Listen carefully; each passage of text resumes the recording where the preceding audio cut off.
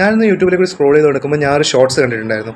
അതിൻ്റെ കണ്ടന്റ് ഇതാണ്: ഒരു പാസ്റ്റർ ഒരു ബിസി ആയിട്ടുള്ള യൂണിവേഴ്സിറ്റിയുടെ നടുക്ക് നിന്ന് പ്രസംഗിച്ചുകൊണ്ടിരിക്കുക.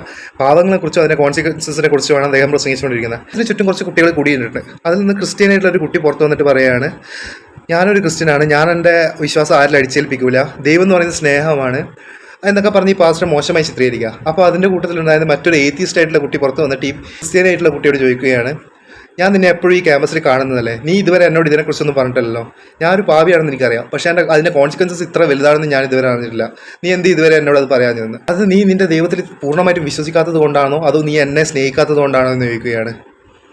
അത് ശരിക്കും എന്നെ ടച്ച് ചെയ്തു. നമ്മൾ 2 Peter 3:9 നോക്കുകയാണെങ്കിൽ അതിൽ പറഞ്ഞിട്ടുണ്ട്, not willing that any should perish, all should come to repentance. ആരും നഷ്ടപ്പെട്ടു പോകാൻ ദൈവം ആഗ്രഹിക്കുന്നില്ല ഗൈസ്. അപ്പോൾ നിങ്ങളും ദൈവത്തെ സ്നേഹിക്കുന്ന ഒരാളാണെങ്കിൽ ഈ ചാനൽ സബ്സ്ക്രൈബ് ചെയ്യുക.